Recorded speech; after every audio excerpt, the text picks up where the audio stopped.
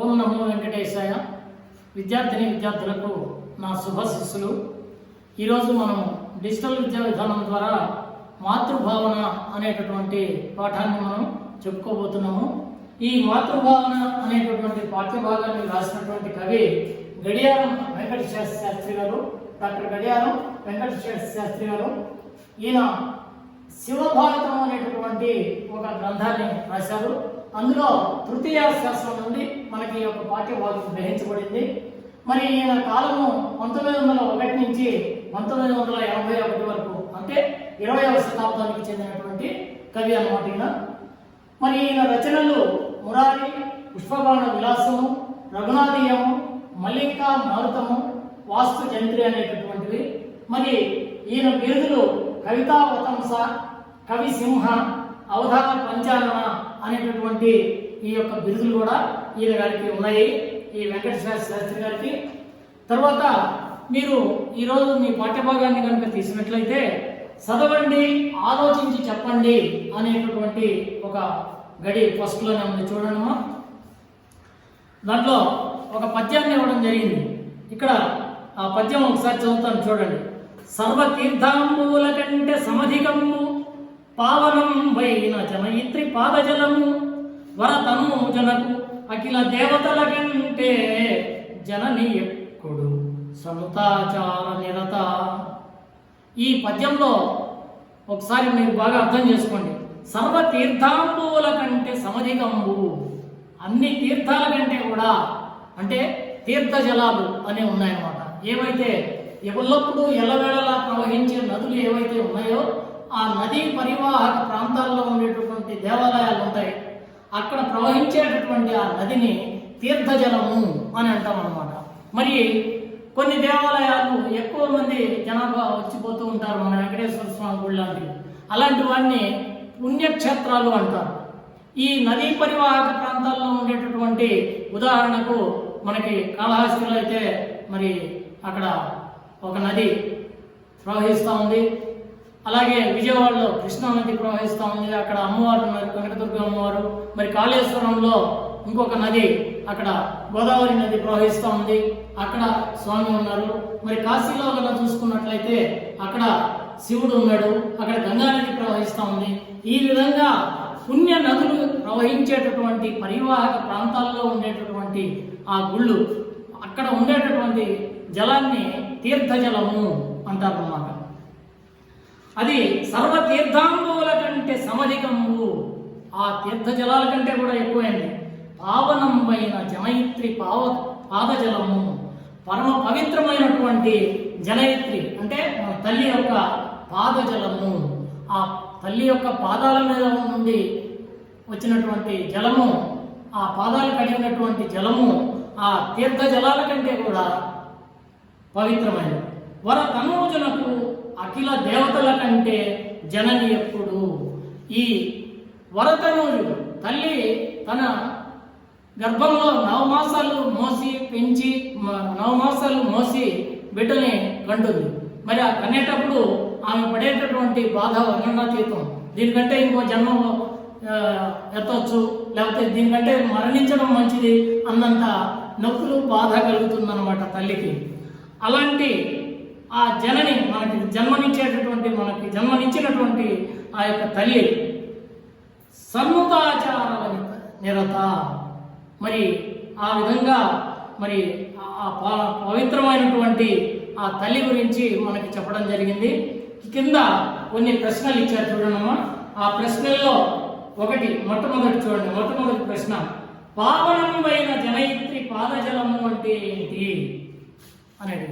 అంటే పావనమైన జనయిత్రి పాదజలం అంటే, ఇప్పుడు మీకు చెప్పాను కదా, తల్లి యొక్క కాళ్ళు కడిగినటువంటి నీరు ఏదైతే ఉందో అది పావనమైన జనయిత్రి పాదజలము. మరి రెండవ ప్రశ్న చూడండి. అలాగే తల్లి పాదజలం దేనికంటే గొప్పదని తెలుసుకున్నారు, ఎందుకు? అంటే ఇంతకుముందు చెప్పాను కదా మీకు, ఆ పద్యంలో వచ్చింది, అన్ని తీర్థాల కంటే కూడా చాలా గొప్పనైనటువంటిది, ఆ తల్లిని మించినటువంటి దైవం లేదు అనేటటువంటి విషయాన్ని మనకి తెలుస్తోంది. కుమారునికి అన్నిటికంటే ఏది మిన్న ఎందుకు? కుమారునికి అన్నిటికంటే ఏది మిన్న? తల్లి మిన్న. అందుకే మన వీటిల్లో కూడా చెప్తారన్నమాట, మాతృదేవో భవ, పితృదేవో భవ, ఆచార్య దేవో భవ, అతిథి దేవో భవ అని కూడా చెప్తారు. అయితే అంటే మాతృదేవో భవ అక్కడ కూడా తల్లినే మొట్టమొదటిగా చెప్పారు. రెండవది పితృదేవో భవ, తండ్రిని చెప్పారు. మూడవది ఆచార్య దేవో భవ, గురువుని చెప్పారు. ఎందుకని? తల్లి జన్మనిస్తుంది, మరి ఆ తండ్రి అతని యొక్క భారాన్ని అంతా కూడా మోసి అతనికి విద్యాబుద్ధులు నేర్పిస్తాడు. మరి ఆ తర్వాత గురుదేవో భవ అన్నాడు. ఆచార్య దేవో భవ అంటే గురువు గారు. ఎందుకని? అతనికి ఒక మంచి క్రమశిక్షణ నేర్పి అతన్ని సమాజంలో ఒక ఉత్తమ పౌరుడిగా తీర్చిదిద్దాలనేటటువంటి ఆకాంక్ష ఆ యొక్క గురువు గారికి ఉంటుందన్నమాట. ఈ మూడు అయిన తర్వాత అతిథి దేవో భవ అన్నారు. అతిథి అంటే తిథి, వారం, నక్షత్రం, యోగం, కరణం అనేటటువంటి ఏమీ లేకుండా అప్పటికప్పుడు చెప్పకుండా అనుకోకుండా వచ్చేటటువంటి వాళ్ళని అతిథులు అంటారన్నమాట. అంతేగాని నాయన నేను రేపు వస్తున్నాను ఈ టయానికి అని చెప్పి ముందుగా లెటర్ రాయడము, టెలిగ్రామ్ ఇవ్వడము, ఇలా ఏదన్నా చెప్పి రావడం కాదు. అనుకోకుండా వస్తే అధ్యాగత స్వయం విష్ణువు అన్నారు. అలా వచ్చినటువంటి వాడిని విష్ణువుతో సమానంగా కూడా భావించమని మన పురాణాలు, మన శాస్త్రాలు చెబుతున్నాయి. మరి ఇక్కడ కుమారునికి ప్రత్యక్ష దైవం అన్నమాట తల్లి.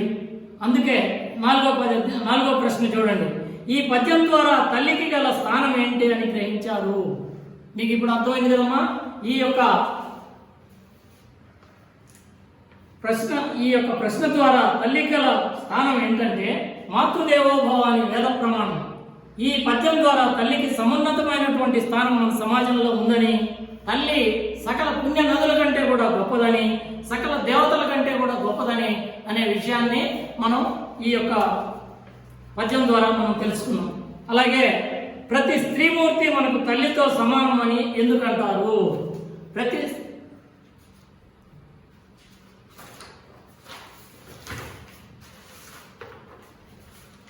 ప్రతి స్త్రీమూర్తి మనకి తల్లితో సమానమని ఎందుకంటారంటే మన పవిత్రమైనటువంటి భారతదేశంలో తల్లికి గొప్ప గౌరవం ఉంది. తల్లిని మించిన దైవం లేదని మన పెద్దలు అంటారు. మన దేశ ప్రజలు ప్రతి స్త్రీలను మాతృత్వాన్ని దర్శిస్తారు. దీనివల్ల మనలో ఎలాంటి దురాలోచన కలగదు, ఉత్తమమైన సంస్కారం కలుగుతుంది, సమాజం కూడా అభివృద్ధి పదంలో పయనిస్తుంది. అందువల్ల ప్రతి స్త్రీమూర్తి మనకు తల్లితో సమానం. అలాగే ఒక ఆర్యోక్తి కూడా ఉంది మనకి, ఎత్ర నార్యస్తు పూజ్యంతే తత్ర రమంతే దేవతాహ అన్నారు. ఎక్కడైతే స్త్రీని మనం గౌరవిస్తామో అక్కడ సర్వదేవతలు కూడా నివసిస్తారు అని దాని యొక్క సూక్తి. అంటే తల్లిని మనం ఎలా గౌరవించాలి, స్త్రీని మనం ఎలా గౌరవించాలి, ప్రతి స్త్రీలో మనం మాతృ అంటే తల్లి అనే భావనని మనం కలిగి ఉండాలి అని చెప్పడమే ఈ పాఠం యొక్క ఉద్దేశం.